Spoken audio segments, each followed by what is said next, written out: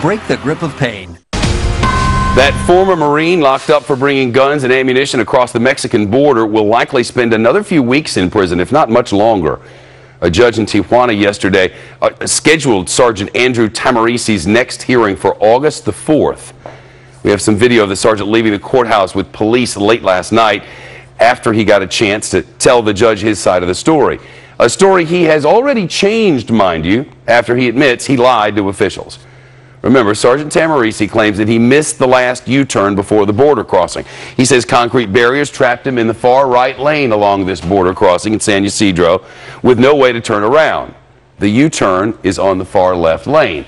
So that's where you would have turned around, but he was way over here in the far right, as they put it. Now, keep in mind, Tamarisi had initially said it was his first trip across the border. He lied about that.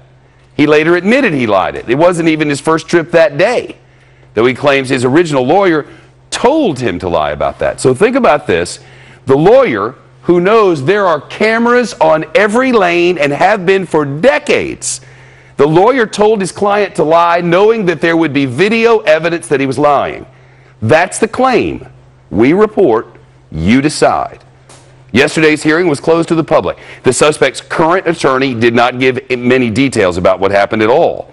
But he said his client made a sound statement to the judge, and he's confident the sergeant's case is on the right track. Make of that what you will. Either way, the judge will eventually decide whether this was all one big misunderstanding, as Tamarisi insists, or if, in fact, he thinks the former Marine is lying about all of this.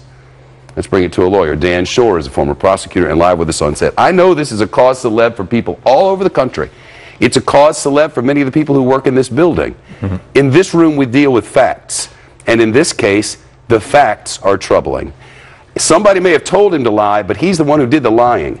That lawyer knew there were cameras. Why in the world would anybody lie? When you have something like that, you begin wondering. Well, it's possible he was in Mexico before and he still got confused, or it's possible he wasn't confused and he intended to go into Mexico this time. So that's the question here. When he lied, was he doing it just because he was trying to convince the court that he had never been there before because he thought that would clear him, but he really was confused that day? Or was it a total lie in that he was trying to say he had never been there because he thought the court then would let him go? It's really confusing whether or not he intended to mislead the court the whole way, because ultimately he told his lawyer he wanted to change his story and correct the version. But any lawyer knows lies are complicating in any legal proceeding, especially when you're dealing with something not even in our country. And he told his lawyer that he wanted to correct the story, supposedly because he didn't want this prior lie to undermine his credibility going forward. His lawyer told him to stick to the script, and that's when he fired his lawyer. Has the lawyer told us this? Well, we saw in writing in an email that the lawyer said stick to the script. He was advising this Marine, and he had corresponded with his mother. But still, the question is, when the Marine first lied, was he doing it because he was just getting defensive and confused and used poor judgment? Or was he trying to cover up the fact that he intended to go into Mexico? And we don't know right now. The next question you ask is, was he involved in some sort of illegal activity in Mexico? Was there gun running? The truth is there is nothing to indicate anything like that happened, and really the facts as we know them do indicate he was in the far right lane and couldn't make the U-turn. Also, he called 911 from the border crossing and saying he was confused, that he didn't mean to enter Mexico. That really helps his side of events, that he right away was trying to do something to correct the situation. There's a lot of pressure on Mexico right now. There's no evidence that he's done anything criminal aside from this thing at the border.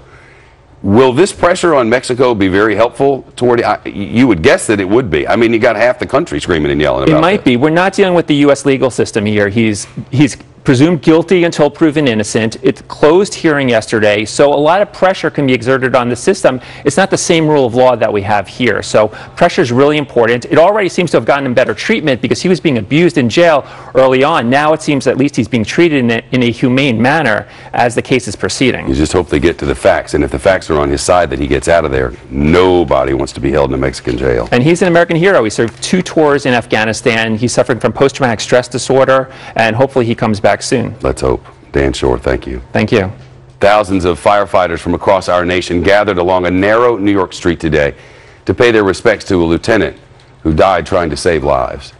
Investigators say Lieutenant Gordon Amblas was looking for victims in a high-rise apartment building fire when the fire and smoke overcame him. Happened on Saturday night. He spent 14 years as a firefighter in New York, including during the attacks of 9/11 and during